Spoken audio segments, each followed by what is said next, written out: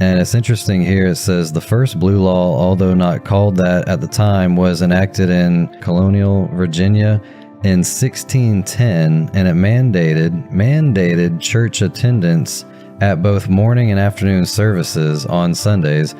A first-time offender lost his provision and allowance for a whole week. Wow. This is making me think of buying and selling. You cannot buy or sell because we're going to, apparently they had a system where there was an allowance given, and if you weren't seen at church on Sunday morning and evening, you had your allowance cut off for a whole week. The second offense, in addition to losing his allowance, would be whipped. What? And a third violation was supposedly punished by death, though there's debate over whether accounts of early blue laws were in some cases exaggerated or not. So you think about this prophetically, you're enforcing worship, like Revelation says, with the penalty of losing your allowance or ability to buy and sell, and persecution and death, exactly what Revelation talks about.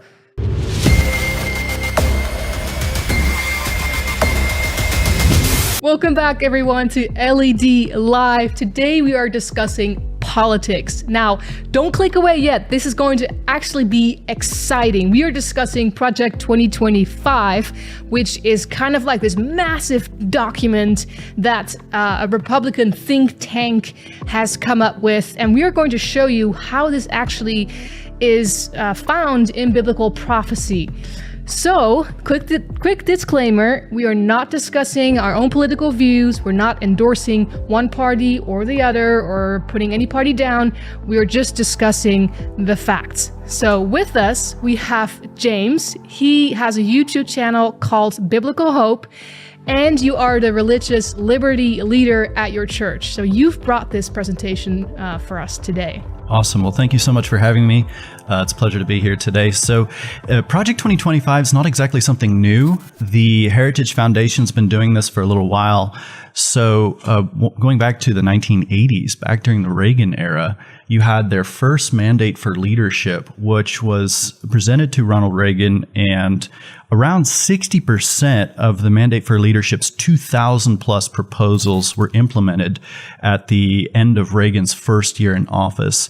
And following that time period, there's actually been several mandates that have been presented by the Heritage Foundation since, trying to establish conservative policies in United States culture. Yeah, so that's kind of what Project 2025 is, right? It's like this big document that there's this push for, if Donald Trump specifically, mostly of all the Republican Party. Yeah, but I think they mostly want Donald Trump, right? Yeah. If he gets into power, they kind of want to lobby to get these policies into place. Yeah, so this is mandate number 9, and it's a 900-page comprehensive guide with over 70 plus conservative organizations that are supporting. So if you think about, State Street, or if you think about Young Americans for Liberty, there's a lot of conservative think tanks that are behind this, not just the Heritage Foundation. And one of the things it does is it licenses a swift takeover of the executive branch under a maximalist version of the unitary executive theory. Now, what does that mean? If you think about it today, one of the things we're seeing more common in politics is the idea that the president can write an executive order and make a change in the executive branch very freely. But if we start abolishing things like the independence of the Department of Justice or the Federal Trade Commission or the Communications Commission, it allows the United States president to exert more power, and they're become a dictator. Exactly. Right? Wow. Yeah. So they're even taking it so far as the Washington Post noted that they're planning possibly to invoke the Insurrection Act of 1807 to deploy the military for domestic law enforcement, which, if you think about it, what a power grab that is. I mean, it's definitely something significant that they're planning on doing. So this last point, Insurrection Act of 1807, is that basically saying that they can enforce martial law, or what is that? Yeah, it's taking it to the point where, if there's any dissent, if there's any, violence, or if there's any opposition to this kind of takeover and power play that they have the legal authority to go in and intervene as far as that goes. That's scary. So yeah, there's a lot of people that are kind of afraid for this, that something bad could be happening. And how fast are they going to do this? Well, they're taking a plan here that in the first 180 days of office, they want to implement this plan. So this is something that's going to be very rapid. Yeah. So, and there's 4 pillars that will collectively pave the way for an effective conservative administration. It's not just this 900-page document, but there's actually a presidential administration academy. There's a personnel database that they're looking to establish, as well as an idea that whatever the president says, in God we trust, that can be moved forward. And so part of their 4th pillar is actually to implement a sort of religious element to this, that whatever the president says, in God we trust, or a reference to divine authority there, that they can go ahead and try and implement as part of one of the pillars of this project. Wow. What do you guys think about that? Is that something we want to go as a direction in the United States?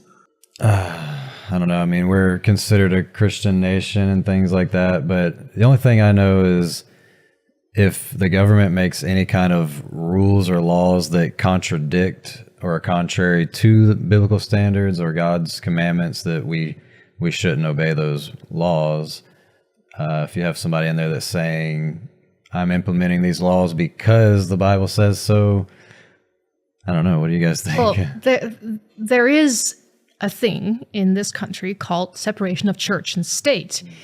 And we can see in history where the church and state were together, right?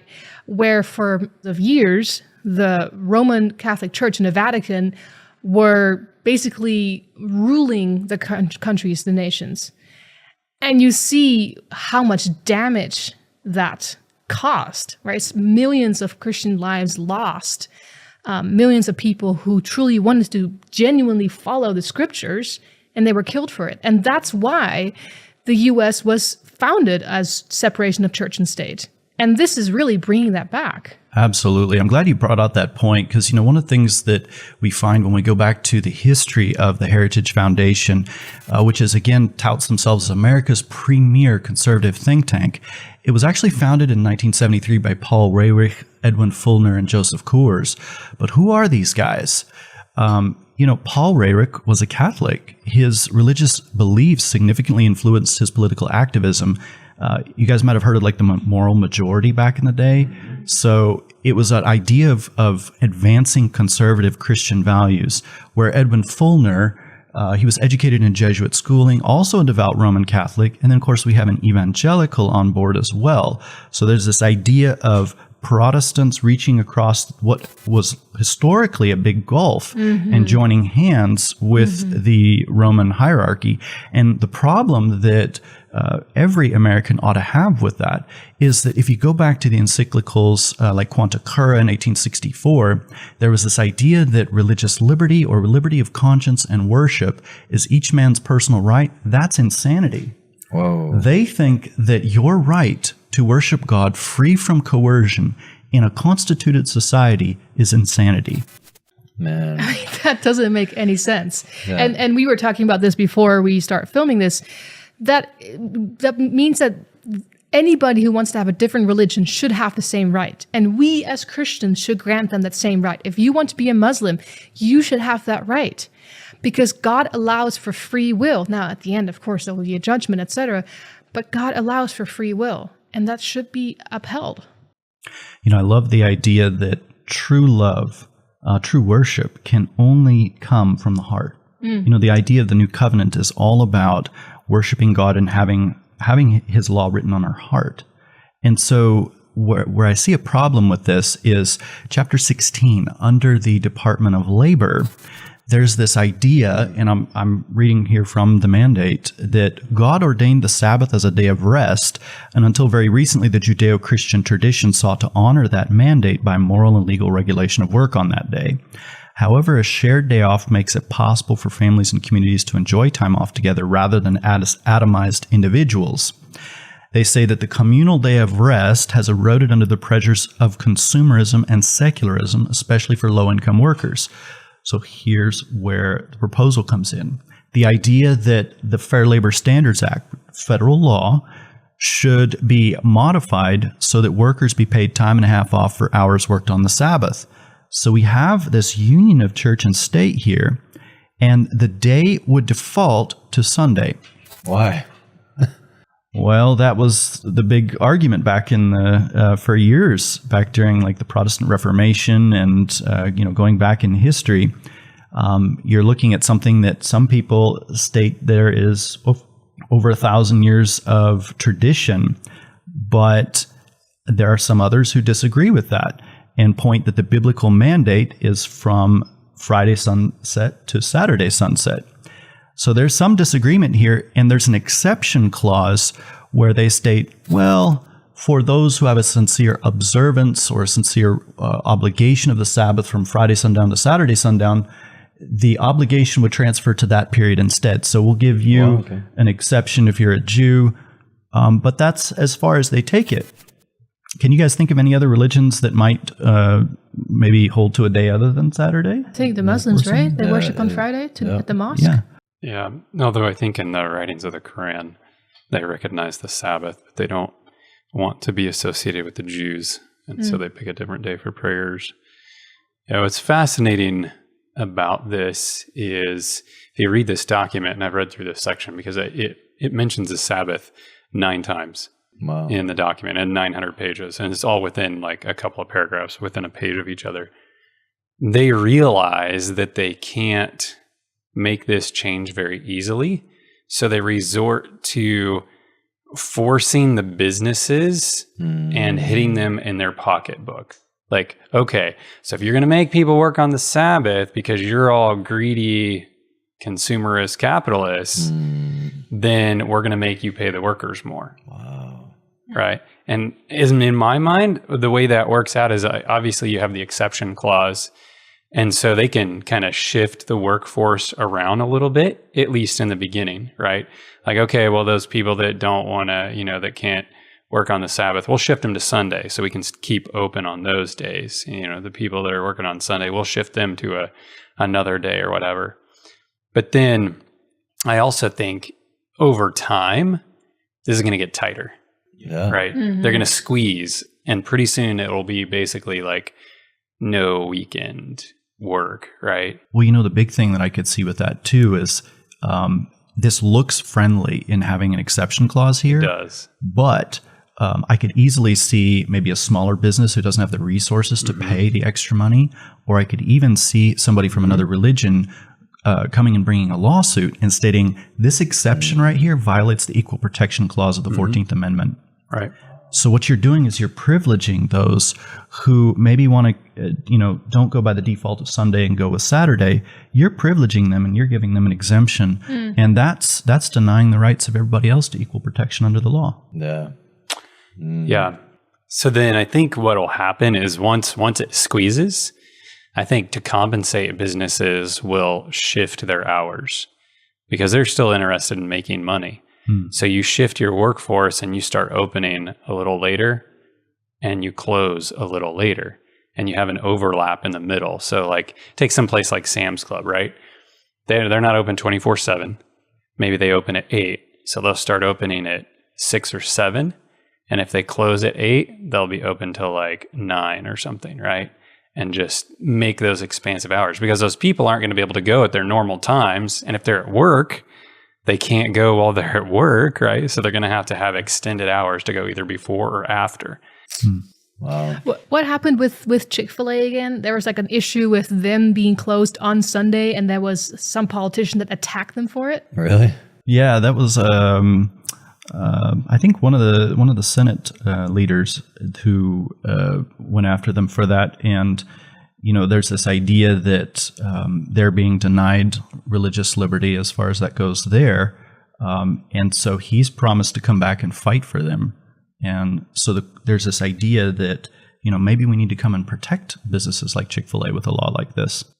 That's really interesting. So, like, I wonder, I'm just curious, if this was an issue of, well, they just don't want to be open on Saturday or Sabbath, well, then would they have been left alone?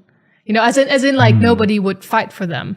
But when it comes to Sunday, you see the opposite happening, like, the politicians want to stand up for them because they're keeping Sunday. Well, they have the same values. Yeah, so, that's actually been an issue that's been brought up before the United States Supreme Court recently as well. Postal worker. Yeah, postal worker, Groff versus DeJoy. And of course, there was a Walgreens pharmacist a few years back who brought a similar case for Saturday, but was denied hearing before the Supreme Court.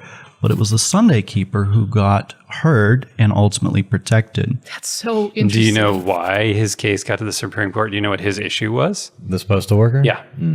He was having to work on Sunday, and he indicated that the reason he was having to work on Sunday, the reason the post office was requiring him to work on Sunday, is because Amazon was shipping out so many packages, it was hard for the Postal Service to keep up with normal business hours of operation. So they extended that into the weekend so people could get their packages. So here's where you see that consumerism, commercialism, and all that playing in. Like, I can't even get a break, can't be off, because people are too greedy. Yeah. This idea is getting much more prevalent today. This was Donald Trump's appointee to the administrative state. And you can see here the Administrative Conference of the United States, Adrian Vermeule. He's a Harvard law professor. One of the things that he's been tweeting here recently is, what exactly do post-liberals want to do?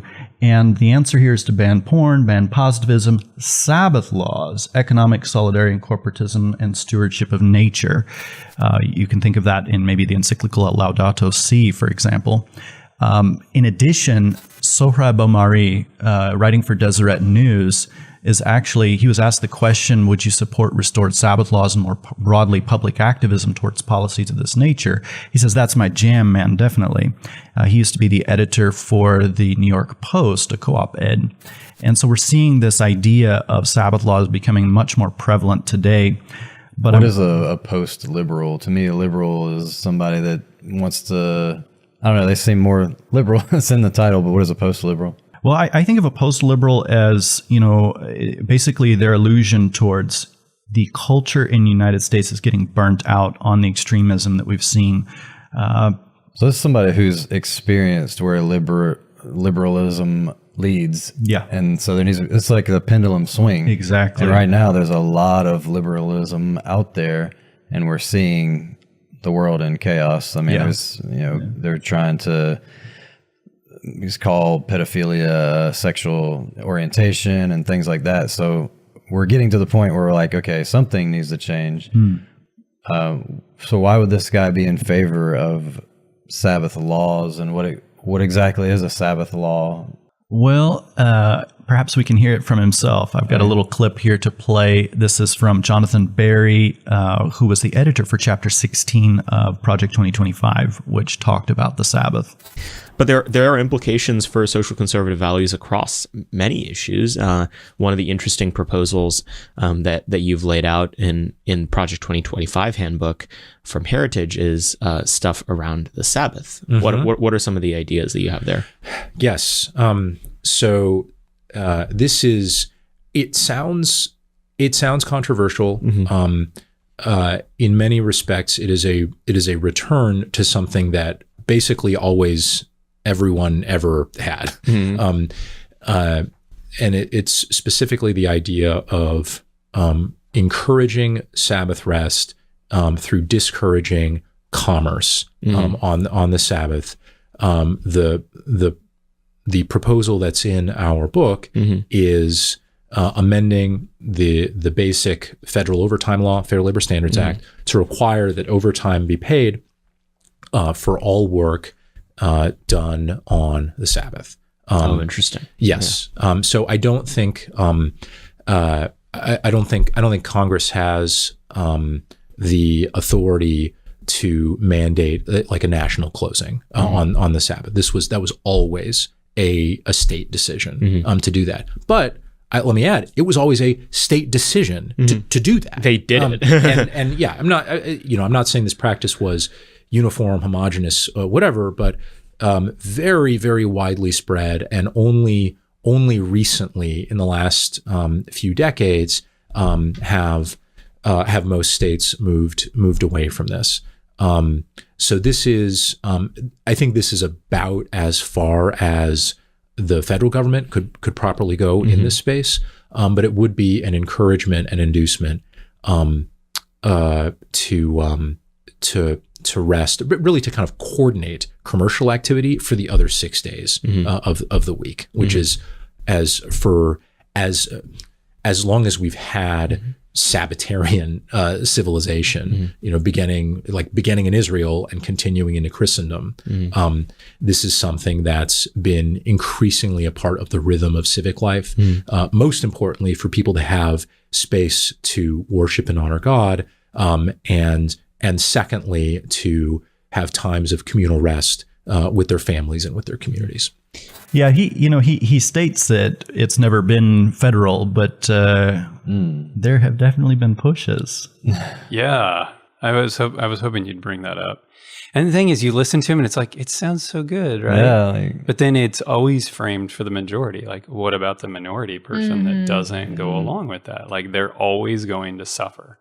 Yeah. Right? And we've seen, and I think you'll talk about this, but we've seen Sunday laws put into place many times. This is not new, where it's mandated, well, you need to rest on Sunday, spend time with your family, and hopefully that makes you go to church. And by the way, you should probably work on Saturday or Sabbath, and to me, it's like, why? Like, if you're so all about religion and Christianity, then why do you have to enforce people to worship, right? That's really what it is. It's forcing people to worship on the day that you think they're supposed to worship, instead of allowing people to have their own relationship with God, their own conscience, their own conversion experience, and say, you know what, I've studied the Bible and this is what I believe is true, and I want to follow the scriptures. These guys aren't alone. I've got a few more clips here I was going to show you. This is Dr. Chad Pecknold from the Catholic University of America,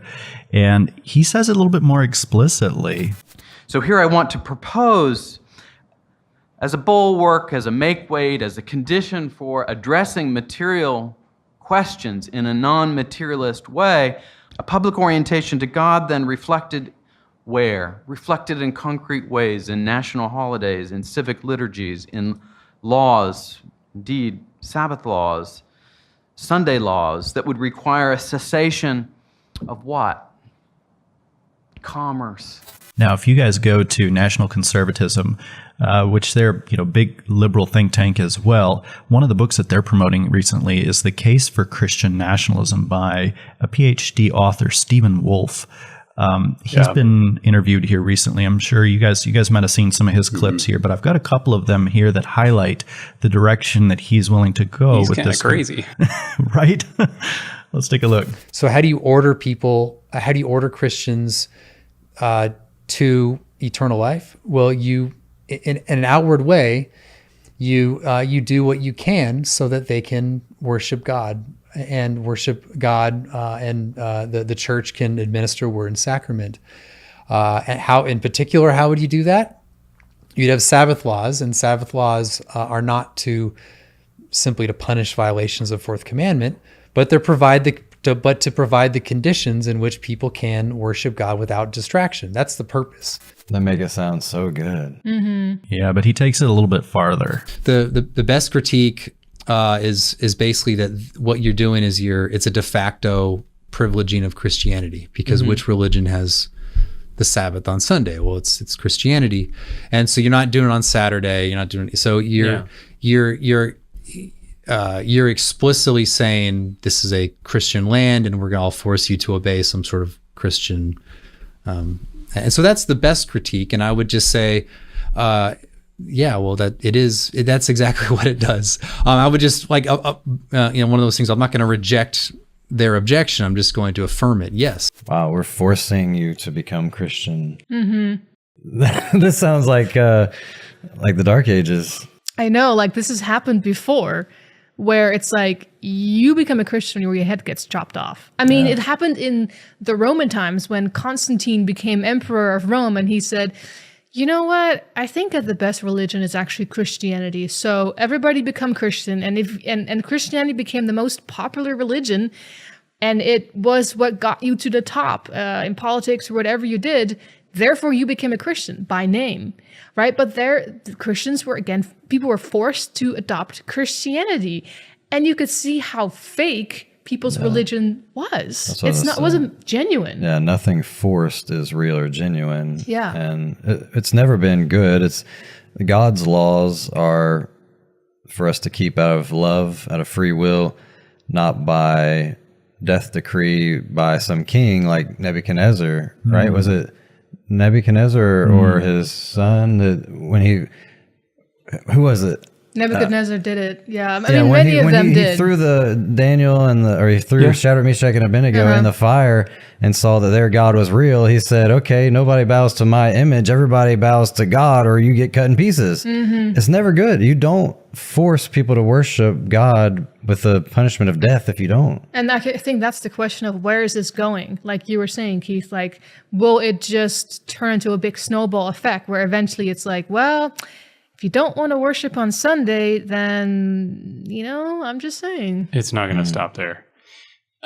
History already tells us that we've gone down this road. And it's very interesting. A couple clips back, the guy's like, well, this has never happened. Congress has never had the authority to do this on a national level. Oh, wow. But then in 1888, with the Blair Bill, you had exactly that. And it was this close to passing. Essentially, it came down to the testimony or rebuttal of one guy against Senator Blair. His name was A.T. Jones. And his arguments, I think he was a history professor, were good enough to keep that at bay. But essentially, everything's already like on the books, been there, done that. We got blue laws all over this country, even though they're not enforced. Yeah. And so we're just like a hair's breadth away from this all over again. First time I ever heard of a blue law, for anybody that doesn't know, I lived in Georgia for a while and I used to drink alcohol and you could not buy alcohol on Sunday. And I was like, always so mad. I was like, what is this? Like, I can't buy alcohol on Sunday, but that was part of it. They've gotten rid of it since then, but. Yeah, I'm from the Netherlands, and I remember growing up, there were no shops open on Sunday, and eventually it started opening up. But then I'm assuming up until this day, at least when I was younger, in my early 20s, this is what was happening, is that if you worked on Sunday, you got double the pay. So I mean, it's everywhere. One of the things that they tried to do to get this bill passed back in 1888 was there was a reformer in the Women's National Temperance Union, and she wrote a letter to Seventh-day believers proposing in substance that if they would help them to secure a Sunday law, they would exempt them from its penalties. So that exemption clause that if you have a sincere day that's different from Sunday, on Saturday, we'll give you an exemption in Project 2025. That's been tried before. They've tried to do this. But the big concern that I have as we go to the United States Constitution, Saturday is not mentioned, but if you go to Article 1, Section 7, Clause 2, there is a discussion about bills that are returned to the president within 10 days, Sundays excepted. It shall have been presented to him, the same shall be a law in like manner as he had signed it. So there's this idea within the United States Constitution that Sunday is protected. And this has already been tested in Maryland versus McGowan, the idea of whether or not a Sunday law can stand up to the United States Constitution. And when they argue it for secular purposes, like whether it's the welfare of citizens or the welfare of the environment, those kinds of things allow them to escape the idea that this is a religious law. Yeah. And so it becomes a Trojan horse that sneaks in when really all it is a religious law, and it's always been that way. Clip from the last guy you shown. What was his name again? Stephen Wolfe. Yeah. He's one that I watched an interview with that he was saying exactly that. It's like, it wasn't, the whole argument is not framed in a religious liberty context. It's framed in a social, what's the word I'm looking for? Economic? It wasn't economic, civil, like a social civil argument completely. It's like they're like saying like, no, we just need to leave religion aside here. We're not talking about religious things. We're coming at this from a totally different angle and for different reasons. And that's why it gains traction. You know, I was thinking that example that you mentioned of Nebuchadnezzar, that's so true in that I believe true religion is something that has to come from the heart. Yeah. And the government can never coerce that. You can never change somebody's heart through outward external force. It has to be the Spirit of God moving within you. Right. Yep. And there's other countries too where it's like if you visit North Korea or something, you have to bow to this image and put a rose on the statue. Do you think people are really loving this person that they're being forced to bow to? You really get a resentment for that person. One of the big arguments they had back in the day is did allowing extra time off actually promote morality? And one of the things that they found is, you would get society to have a day off, but that didn't necessarily mean that they would use it for the right purposes. Right. People would go out and get drunk, go riot, go do all kinds of things because they had free time on their hands and were using that time in a way that they shouldn't. Yeah. So it doesn't promote the morality of society at all. It also doesn't. I mean, I see the argument about commerce and stuff, but it doesn't stop people from shopping online. They can go and then spend the whole day on Amazon, or they can be like, I got all this free time. I can go out and watch porn or whatever. It doesn't solve any of that. Like you said, people can still go out and drink. Of course, if the blue laws are active, that probably wouldn't be happening so much. A lot of states is like you can't buy it until noon or something like that. Unless the government cracks down real bad and it's like there's no internet on Sunday either. Right, it's just a black in screen. China, I didn't think you could really control the internet, but you can. In China, they ban, you couldn't search Tank Man. I don't know if you've seen the famous picture of a man standing in front of a line of tanks, and he was taking a stand, but you can't search that in China. It's banned. So there's ways to for the government to control what you look at. I don't think the U.S. I hope not stand for that. The people, if you just shut off the internet, I think that would create some big waves real fast. I did. I have seen the blue laws before, and I had looked it up before. And there's this website, a secular website called Today I Found Out. Feed Your Brain. Anyone can look this up. It says, "What are blue laws?" And it's interesting here. It says the first blue law, although not called that at the time, was enacted in colonial Virginia in 1610, and it mandated church attendance at both morning and afternoon services on Sundays. A first-time offender lost his provision and allowance for a whole week. Wow. This is making me think of buying and selling. You cannot buy or sell because we're going to, apparently they had a system where there was an allowance given. And if you weren't seen at church on Sunday morning and evening, you had your allowance cut off for a whole week. The second offense, in addition to losing his allowance, would be whipped. What? And a third violation was supposedly punished by death, though there's debate over whether accounts of early blue laws were in some cases exaggerated or not. So you think about this prophetically, you're enforcing worship, like Revelation says, with the penalty of losing your allowance or ability to buy and sell, and persecution and death, exactly what Revelation talks about. Dude, that is crazy. And the fact that this has happened before within the United States, that's supposed to be the land of the free. This is literally our freedom being taken away from us. This was the 1600s. I'm not sure. Colonial Virginia, was that the beginning of?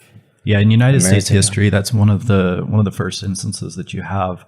Going back to the maybe the Reformation era, there were councils that made decrees against subgroups like the Waldenses or others that for the crime of heresy and other similar crimes that they could not have any commerce or any business. And there was even some discussion about William the Conqueror back in the day. Roger Hovden talks about it in some of the annals of English history, where there was anybody who was found disobedient to the apostolic see or the papal hierarchy, you couldn't buy or sell.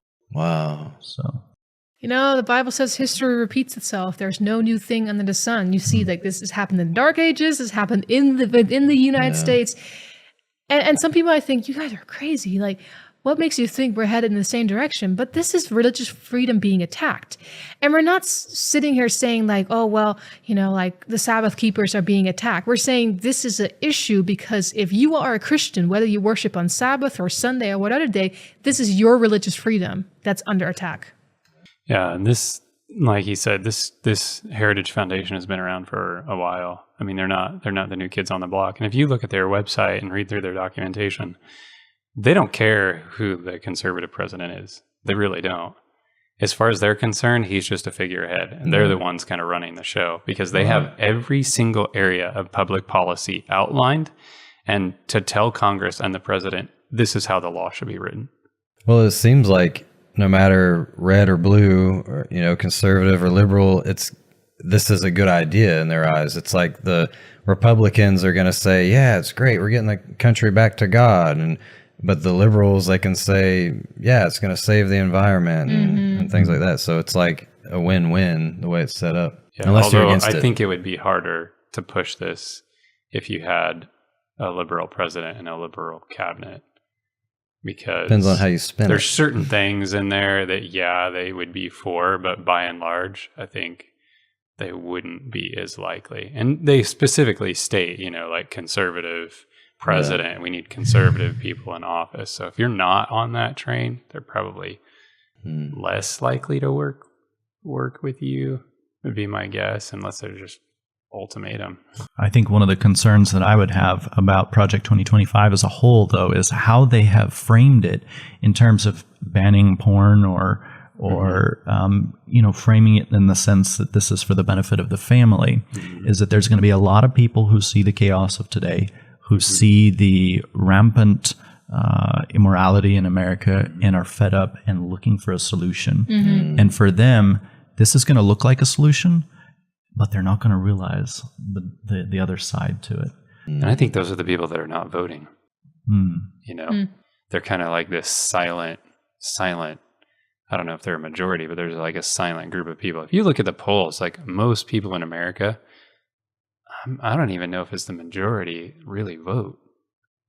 You know, maybe that's been up in more recent terms, but by and large, I don't think the majority of people get out to the polls. Yeah. And so that's where it really gets its power is, you know, when you really get to people's heartstrings and pull on these conservative values that they're just tired of seeing in the news but never done anything about. I think that's where you see.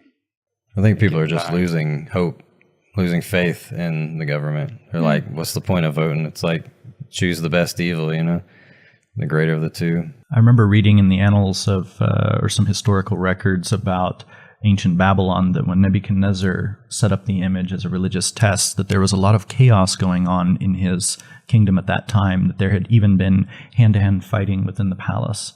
And so there was this idea that to bring peace to a fractured empire, there needs to be this religious test that brings everybody together, and it presents a question of whose side are you on?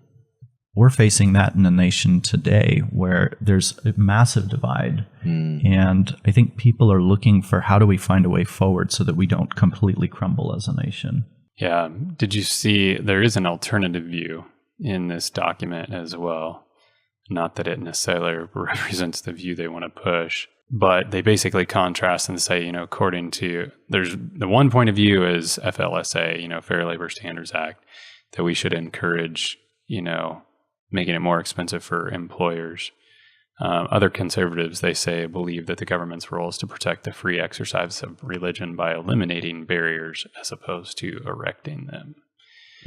And so they do recognize that not everybody thinks that way, but they're also not as apt to promote that viewpoint as well. That's not what they're going for.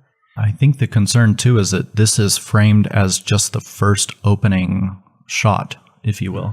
So what we're seeing here could easily change over time and could easily get much more serious in terms of what the demand is. So he talked about, well, I don't know that we can necessarily demand federally that every business be shut down, but that could change over time. And I think that this demonstrates the flexibility of and the fluidity of the push currently. But during COVID, there were only certain types of businesses that were allowed to be open. You know, so you see that same track with the ability to be set up. It's like, okay, well, all the healthcare has to be open, all the emergency services have to be open, utilities have to be open, that kind of thing. It's like boil it down to like what's necessary for infrastructure of society. Everything else, close it down. And we've seen this in Europe actually for years.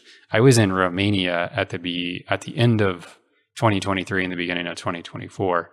And I was talking about this Project 2025 with some of them because they have their eyes on American politics. They want to see what's going on and stuff.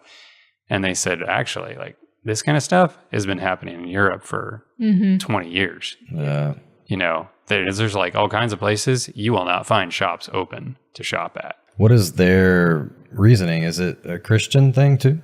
Yeah, I mean, same kind of thing. I mean, it's the same kind of influence, the same kind of political leanings. It's about the protection of society and the family and all of that. And of course, Europe is more probably heavily Catholic, you know, at least in its deep roots, because you have several countries that you know, go back and identify with Catholicism for thousands of years.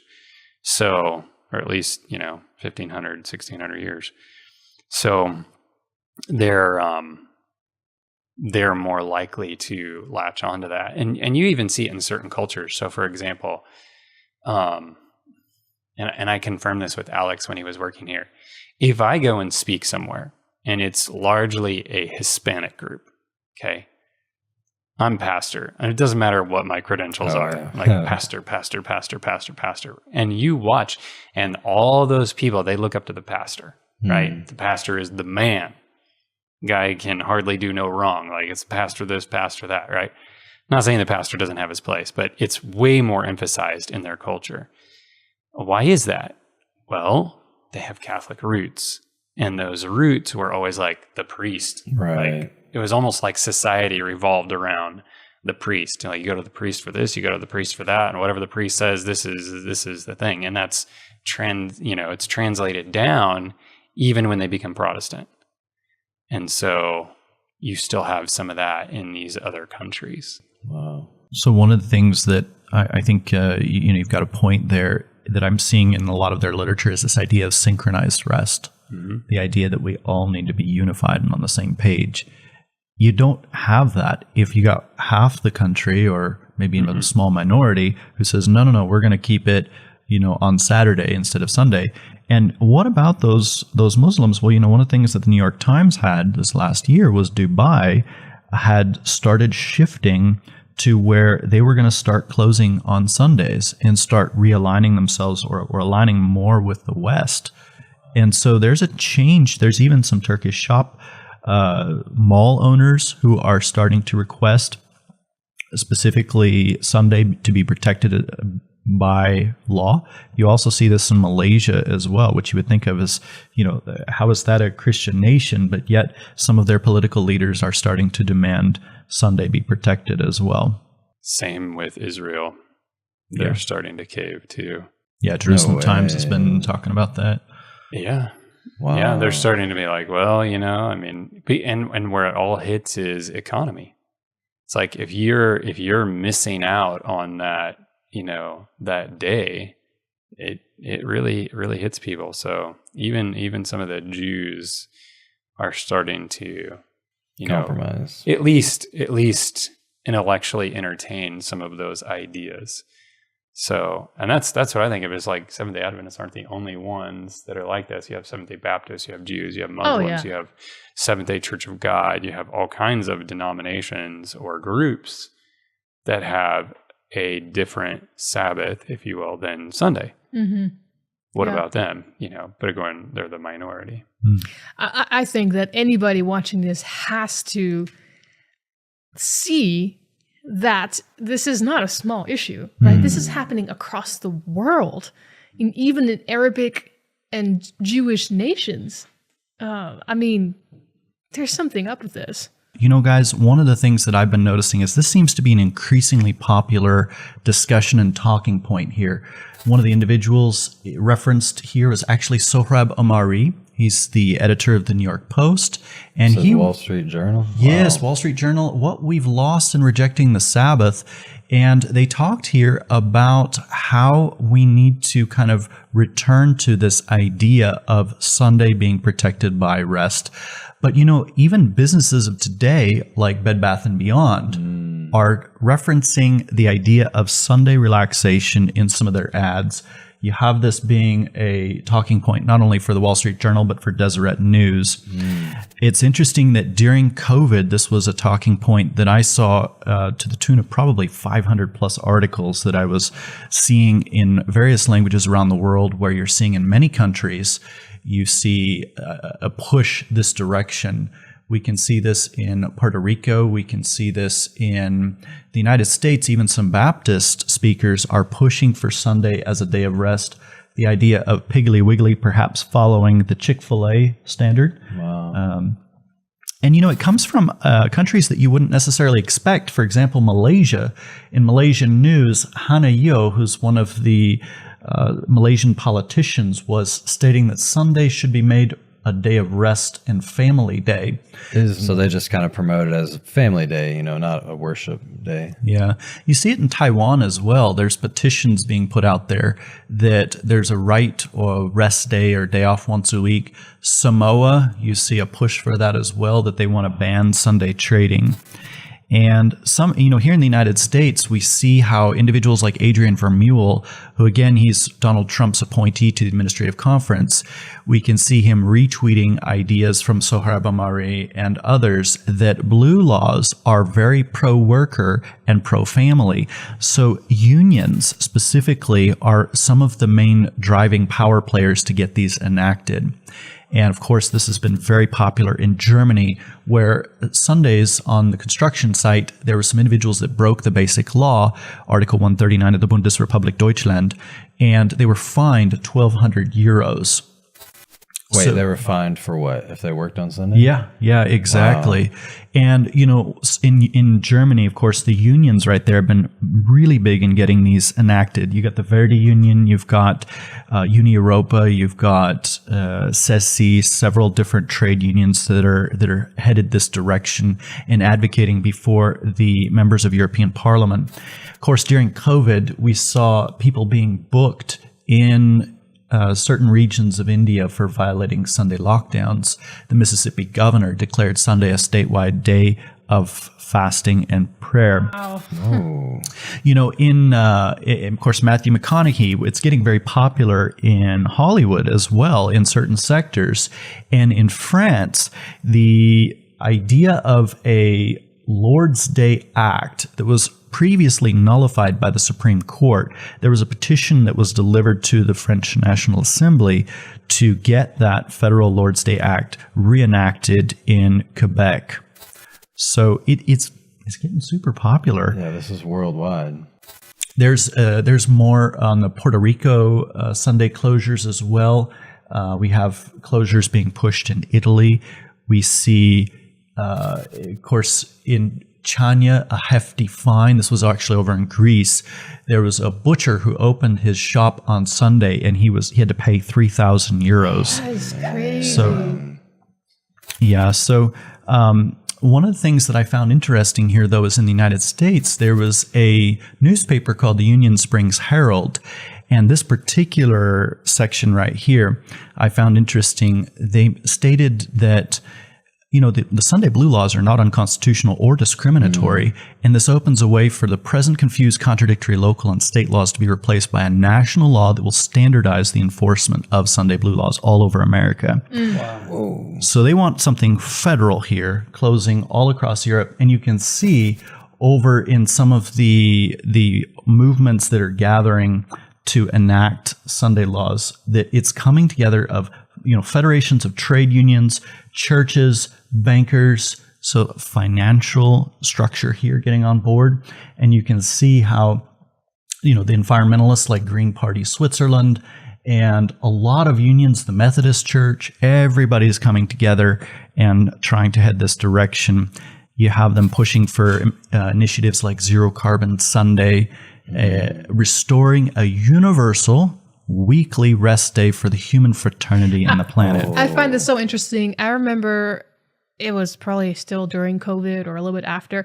I watched the nature documentary, and it was specifically about what happened in nature during COVID when everything was shut down. And I remember they said in that documentary that, it would be good for nature and for the environment to have one day of rest a week. Yeah. They didn't say Sunday, but one day of rest a week. And here they're talking specifically about Sunday. Why not any other day of the week? Why Sunday for the sake of the environment? Yeah, so even here in the United States, Fox News asked a question here about a year ago. Look at the number of likes and reactions. 24, almost 25,000, 7,000 shares. This was Fox New York. Should all stores close on Sunday to allow staff a day off to recuperate? Wow. And they're not even spinning this for COVID. It's just in general. So this was Peru right here that was announcing in the middle of COVID on Sunday, no one is allowed to leave home. What is it about Sunday? I mean, I get it. COVID, they were trying to shut people, stay in your homes and all that kind of thing. But now these articles, it's like just on Sunday. That's when COVID's out there. Don't spread it on Sunday. Right. Yeah. Like COVID is no respecter of persons. Or days of the week. So why Sunday, like you said? And why do we see this over and over and over and over again? It's not like Sunday and then, Thursday and Wednesday. No, it's just Sunday. That's crazy. Yeah, this has been going on. There's a push now with Crisis Magazine to bring back the blue laws. In Geneva, there's referendums against the Sunday opening. We see even in other nations as well, like the Inuits, where there was a reference to naming Sunday as a day of rest. And we can see at one point, if I go to Google News and Google this during the height of COVID, it's just article after article after article. The EU bishops with Comacy, we can see that they were pushing it as well. And of course, Verdi, which is that German union, has been quite active in demanding that as well. I just think it's interesting that they keep talking about Sunday rest, and they do throw the Bible out there. So when did this become a day of rest, according to the Bible? I mean, why is it Sunday? I mean, we know that Sabbath means 7, it means rest, but we keep seeing the Sunday thing. Well, it's interesting. If you go back to the early church in the time of St. Jerome and Lady Paula, one of the things that there was a bishop in the 17th century, Bishop White, who actually noted that in the early church with Lady Paula, he said the most devout Christians did ordinary work on Sundays. So Lady Paula was out there, after they had a Sunday meeting, they'd go out there and work. They didn't rest on Sunday. Yeah. There is no biblical evidence or mandate or anything for the worship of Sunday. In fact, when you look at it just kind of even from a textual, statistical standpoint, you have 8 references at most to Sunday in the New Testament. The whole of the New Testament. Wow. 8. Wow. There's 9 references to the Sabbath just in the book of Acts alone. Wow. So of those 8, 5 of them are the same event. They're basically just saying people went to the tomb on Sunday when Jesus rose from the grave. Wow. So that's in all the Gospels, right?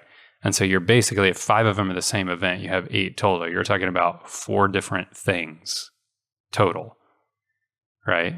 So in history, though, when you had the first century church, this is the apostolic church, right? And after that, within the first 100 years that the church existed, they were different. And the Romans actually were very religiously tolerant.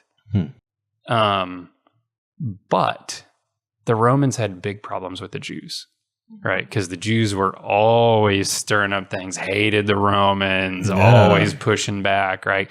So even though the Romans were religiously tolerant, they didn't like the Jews. okay, so if you're a Christian and you're worshiping on the Sabbath and you don't eat this, and you eat the same kind of foods as the Jews, Like no pork and right? no alcohol. So if you're following many of the same ideals, you're easily confused with the Jews, whom the Romans hate. So what happens? Well, over time, they start to distance themselves from the Jews by making compromises in their beliefs. Yeah. One of those beliefs was the day that they worshiped on. Yeah. And there were different schools of thought depending on where you were at in the area around Israel and Palestine. So you have the Alexandrian school of thought, you have the Antioch school of thought, and it's like different ones went down at different times, and different areas rose up as, I guess, places of influence and power. It's like why later on you have the Bishop of Rome being a prominent figure, because Rome became a center of influence and power. Wow. So along with that wasn't just the day of worship, it was also dietary things. Christians started eating differently than their Jewish brothers and sisters, because they didn't want to be confused and receive that persecution and hatred that the Romans bestowed upon the Jewish people. Yeah, I mean, we see where the Constantine came in, right? Emperor Constantine in Rome. He was a pagan. He was a pagan. He became a Christian due to some vision or dream of, I think it was like a cross or But before something that, he he was saw. persecuting Christians, right? Yes, he was persecuting Christians before. So he had this dream of this cross, and this is all historical knowledge. But he therefore is like, well, I guess I got to be a Christian now, because the Christian God gave me the victory over this battle that I'm about to fight, or was about to fight. And so he says, well, the whole nation needs to be Christian. And obviously there were people who were keeping the Sabbath, and there were the pagans who were keeping Sunday in honor of the sun god, which was the first day of the week, because up until that point, Christians were still keeping the biblical Sabbath, which was Friday evening sunset till Saturday evening sunset. The fourth commandment. The fourth commandment, yes.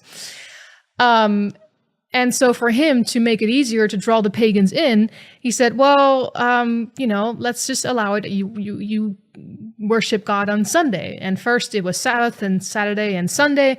And like Keith was explaining, due to the anti-Semitism, eventually Sunday became more popular. And over the course of centuries, we've forgotten all about it. But it's the only commandment in the 10 Commandments that says, remember, right? So like God knew we were going to forget. So that's why this is something that's important for us to discuss, and why we have James here, because, we have this issue of this push to worship only on Sunday and to do away with Sabbath keeping. Well, what I think is interesting about Constantine, I remember reading where he said Judaizers would be persecuted. So like Keith was saying, you separate yourself from the Jews. So the Christians were like, okay, yeah, we're going to keep Sunday.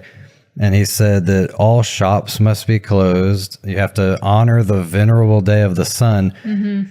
So if there was some anti-Christ agenda to, to enforce worship on a worldwide scale and to, deceive the world into worshiping a different day and to break God's commandments. Yeah. So what do you think this is headed prophetically, or what's the danger? I mean, what are you predicting? If this were to happen tomorrow, what would our close future look like? We're not even talking about tomorrow. What we're talking about is starting January 1 or whenever the president takes office, which is, around, I think, January 19 or 2021, something like that. 2025, that's essentially when the clock starts ticking. And again, I think it depends on who winds up in the Oval Office. If it's a Republican, I think this thing is a slam dunk. I think one of the things that's going to drive us this direction too is you look at the narrative in popular culture and media today. I don't know if you guys saw the trailer for that new movie, Civil War, but there's a discussion now increasingly in the United States about this idea that we might be headed towards a second Civil War. Just how divided our nation is. And there's also a lot of discussion about famine as far as that goes. Now, if you combine civil war and famine, if you go back to the fish markets in the French Revolution and some of the driving factors of what pushed people to violence and a coercive state, you take away somebody's food, that's going to push them to extremes. There's a lot of factors that could drive this and make it really happen really quickly. Well, on that note, we are wrapping up today's show. You know, this is, again, not a discussion of politics saying this party is something you should vote for, or this party. But we are seeing prophecy being fulfilled in Project 2025. And like we've discussed, this is an issue of religious freedom. Whether you are a Sabbath-keeping Christian of various denominations that keep the Sabbath, whether you are a Muslim, whether you are a Jew, whether you're of any other religion, or whether you are a Sunday-keeping Christian, this is attacking your religious freedom. And so we encourage you, go to your Bible, look it up, understand the prophecies, dig deep, and understand where this is headed, right? And also speak up and take it into prayer when you go and vote for a new president. Ask the Lord, whom should I vote for, or should I perhaps withhold from voting? And then believe that God will lead you in that. And besides that, stay close to Jesus. Stay in prayer, stay in the word, so that no matter what happens and may fall upon us, Jesus says that he will never leave us nor forsake us, because we want to be true to God's word. As the Reformer said in the Dark Ages, sola scriptura, by the scriptures and the scriptures alone. And that is our stance. We want to stand by the scriptures and the scriptures alone. And we all here want to worship God as we believe the scriptures have told us, though the heavens may fall. And we hope that is your decision as well. If you like this video, make sure you give us a thumbs up. Make sure you hit the subscribe button. We're here every single Friday at 12 p.m.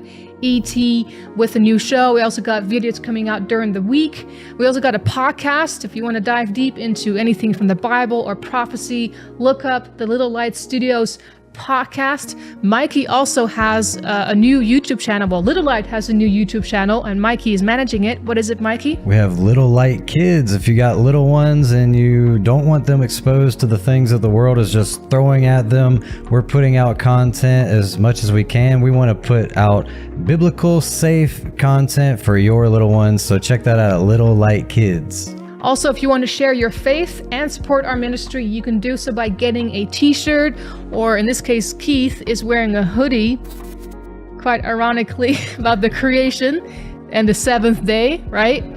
So you can get that on lightwear.shop. If you want to support our ministry financially, we really, really appreciate that. We are so appreciative of all of our donors.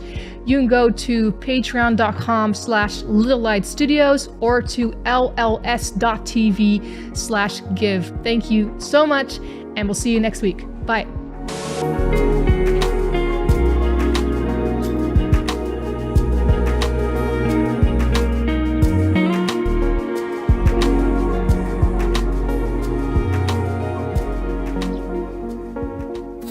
If you're looking for good, wholesome, educational content for your children, subscribe to our new channel, Little Light Kids.